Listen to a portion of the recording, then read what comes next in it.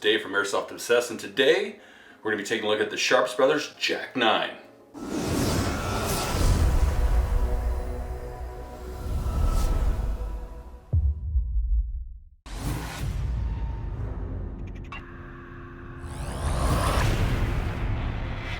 Now, this Jack 9 that we have is in the Dark Earth version.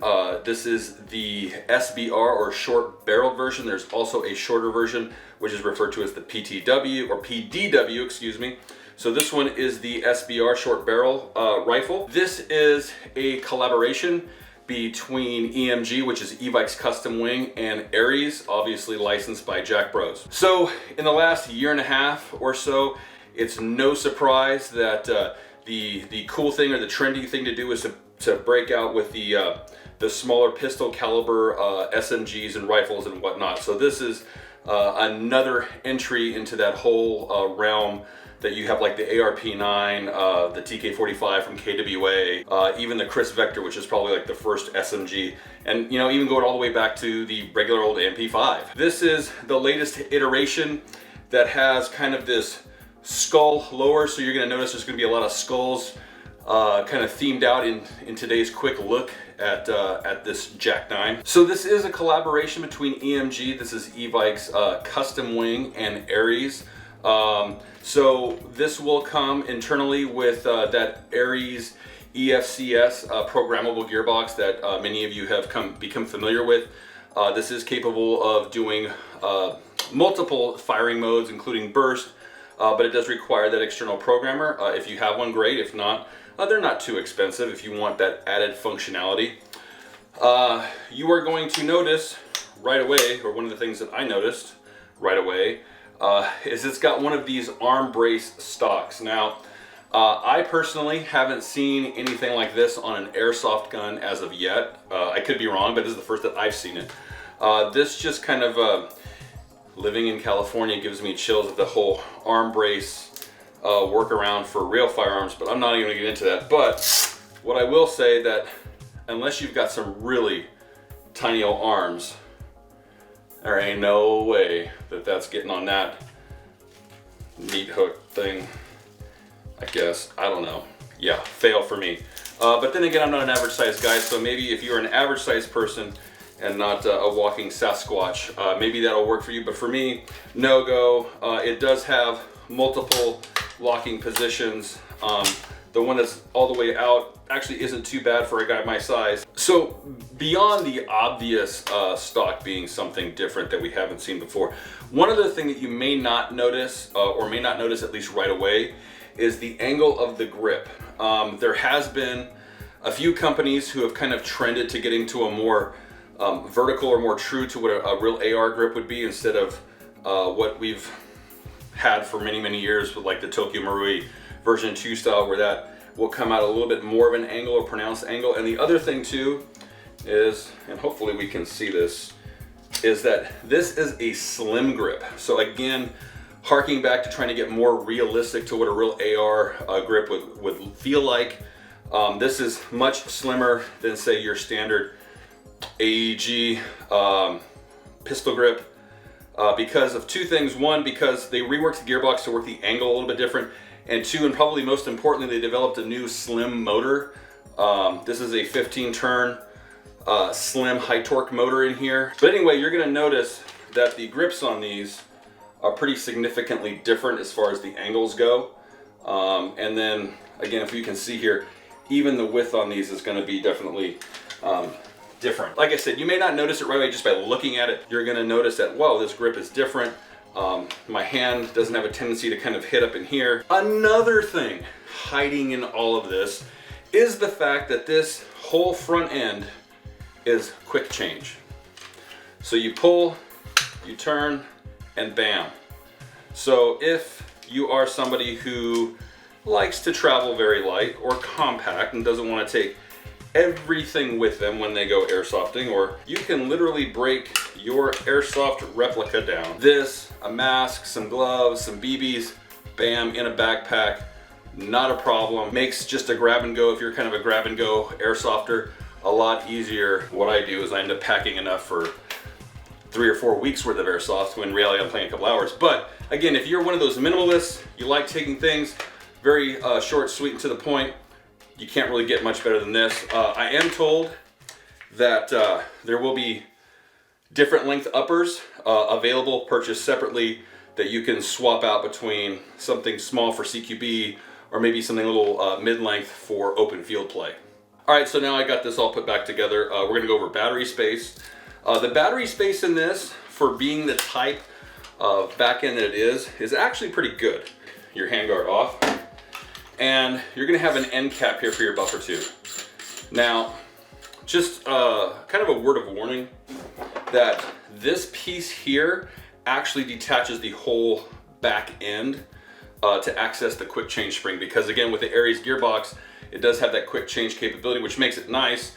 And it's kind of one of the only toolless, really quick change springs that are out there. A lot of people say quick change spring, but in reality, you do need at least a screwdriver or whatnot.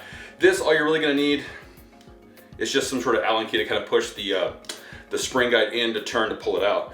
But just letting you know, this piece does connect the whole back end to the receiver, so just be very careful. There are some wires that are running in there that are very easily to cut if you're not being careful. So space-wise, I've got here a 11.1 1450, and fits no problem at all. There's a smaller version. This is an 800 milliamp. Again, super easy. Moving up to a larger 1200, you can fit it in there. Gonna probably have to manipulate the wires a little bit. Battery space on this, unlike kind of like the previous Amoebas where it was like, man, I need to buy the spacer and whatnot. This one's a lot more manageable as far as battery space goes. So I think you're gonna find that to be a lot less of a headache and worrisome than previous editions. All right, so that's kind of a general overview. Oh, before I forget, this is a full metal construction. There is a polymer version as well, but this one here is the full metal version. Retail is for $294 right now on Evike when I checked this morning. Oh, forgot to add ambidextrous selectors. I tell you, it may be the smallest little thing, but dude, it is so convenient not have. But anyway, I just want to point out that when I took the front end off, the hop-up chamber is proprietary. So just kind of keep that in mind when it comes to your upgrade options.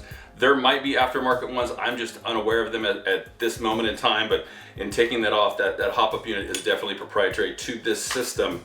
It's not something you can just swap out with something else.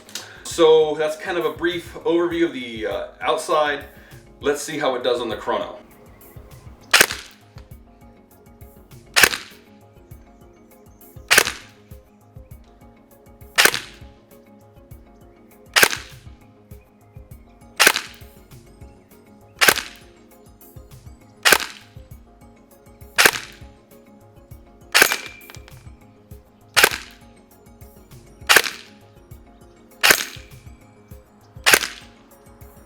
Okay, so, you know, not too shabby. I think it kind of comes in where it's supposed to come in the mid 350s. This is certainly something that you would want for a CQB type environment, some of those arenas and whatnot, some running and gunning. Let's cut to the brass tacks. I'm gonna give you my honest opinion on this, which I always do anyway.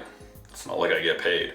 Anyway, I like it. I like the feel of it. I certainly like the vertical grip. The stock is kind of but you know, I'll be honest, it's growing on me. Probably because it's not something that I've seen a million times before, and I'm sure that you've seen a million times before. So it does have that unique factor, which I'm always a sucker for. One of the things that I read about this, gearing up to do this a quick review, is there is some information / misinformation about the compatibility of mags. It is true that these will fit and work in an ARP-9, but the other way around, the ARP-9 mags will not work in the Jack 9, and I'm gonna tell you why. It's because on the Jack 9 mags, there is this notch here for your more traditional M4 mag catch right here.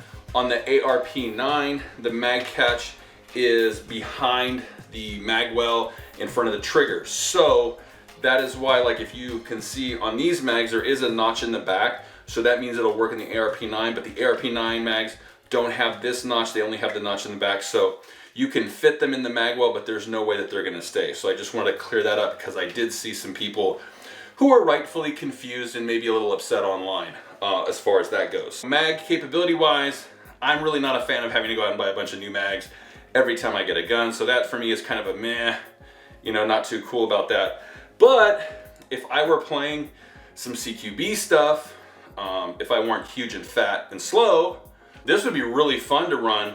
I'd probably even ditch the stick mags and probably just get like one drum mag and just go ham until my battery's dead. If I were that type of player, which, not really that type of player, let's just be real. This would be something that I would definitely look up. If you're more into the mil-sim skirmish stuff, I don't know if this is gonna fit right, or if you're just somebody who wants something unique, this definitely fits the bill on the unique. I don't know if you could tell or not, but you know, I kind of got the Mike McGill with the skull and all that stuff. Matches the skull at the bottom of the lower receiver. I think it's kind of cool, and honestly, with the skull lower, I like the 9mm version better than the 5.56. But again, that's just a personal preference. I'm not 100% sold on how good that seal is going to work on the hop up in the long run. What I mean is where it connects and disconnects. If I'm going to leave it alone, I think it's going to be okay. If I'm somebody who's constantly switching front ends, it may or may not work in the long run. I don't know. I'm not sure, but just, you know, being again completely transparent and honest, I would have some concerns about maybe that seal not being so good down the road. But I've been wrong before. I thought the Niners were going to win the Super Bowl. So anyway, if there's something that you would like me to answer about this gun that I skipped, which is completely possible because I have been known to just scatterbrain on things like I'm sure that you're noticing right now, please drop a comment down below. So thank you for watching, and we'll see you next time.